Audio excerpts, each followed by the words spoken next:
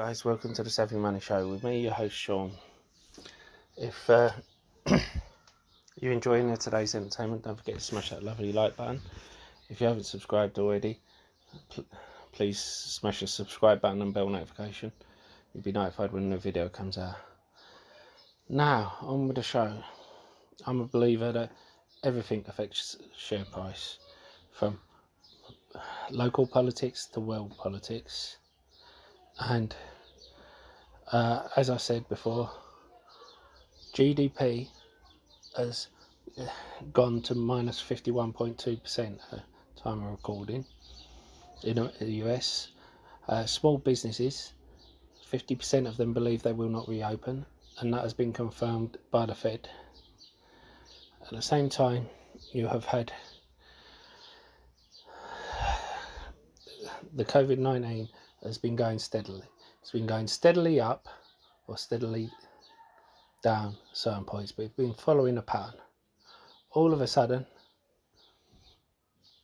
the pattern has changed drastically. You know, the kind of drastic pattern that you would think would happen if a vaccine or a cure has been implemented already. Now, we know that hasn't. We know they've been talking about the hopes of one, but it hasn't been implemented yet. Now, I'm not trying to suggest that the government is fudging the numbers to try and get more people out of lockdown to go back to work, but that seems suspicious. Today, it's been reported in Uptown that there's been rioters have been putting dumpsters, mattresses and all manner of things across the street and setting light to them.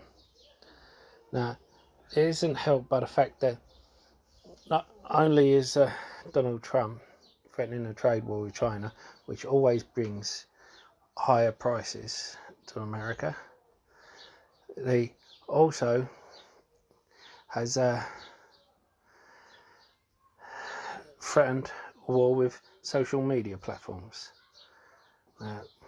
My opinion is that social media platforms today is like the Colosseum in Roman times.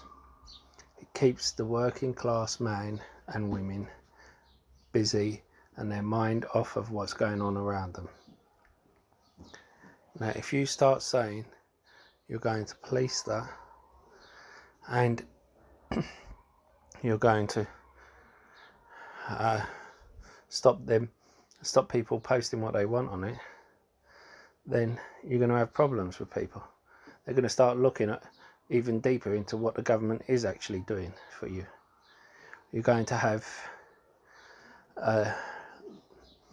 them looking out and saying, hold on, they're giving us stimulus checks to prop up their stock market because 80% of us have used our stimulus checks to invest in the stock market. The other 20% have gone out and bought things with it, like iPhones, iPads. And then, with the second stimulus checks, we've done similar things. So we're propping up the economy, we're propping up the stock market just like they've wanted. Now, with more recent stimulus checks, we've put it in the bank, we're saving it. And all of a sudden, they're getting a bit funny with us. Now, all these big corporations, they're happy to help them out.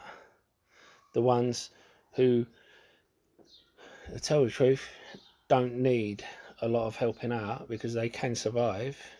They may be hurt in the short term, but they can survive. And not all of them have even cut their dividend.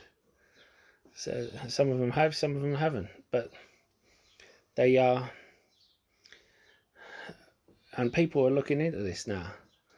You know, they're looking into the effects of this. And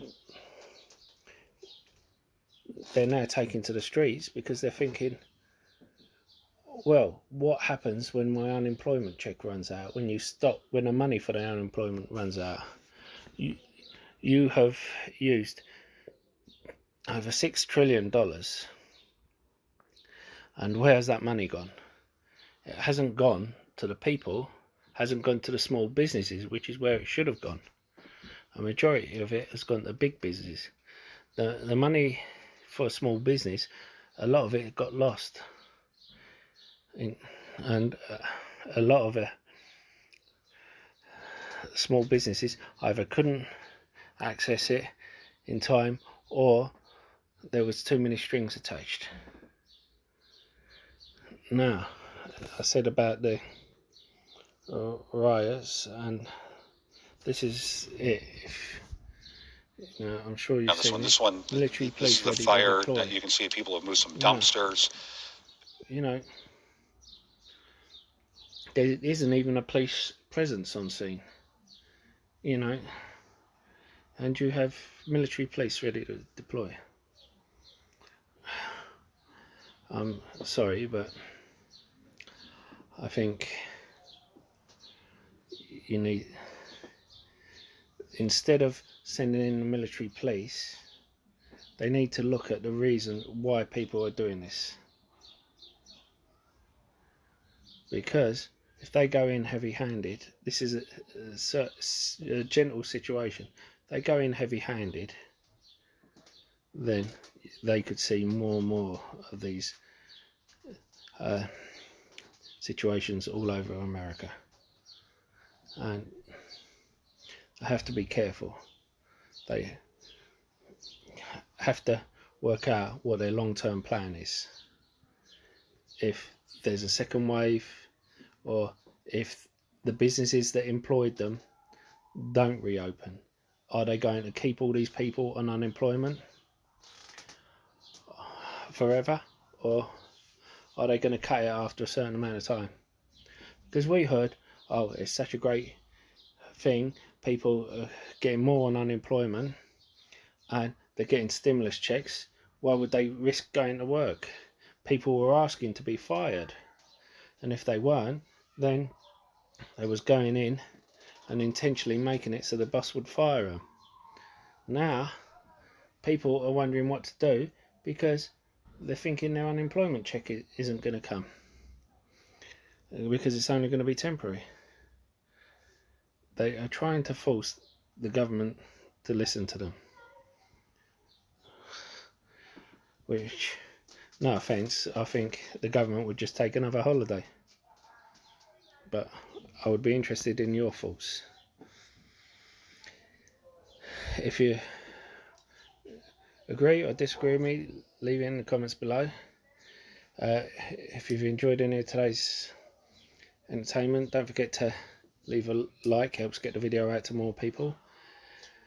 However, one thing we'll be sure of, I think this will affect the share price of companies, because if people are taken to the streets rioting, they're not indoors playing games, they're not indoors drinking, eating, or watching Netflix or Disney Plus. They're basically at a breaking point. They won't need all those things. You want to be thinking about what these people will need. Anyway, I'll see you in the next video. Goodbye.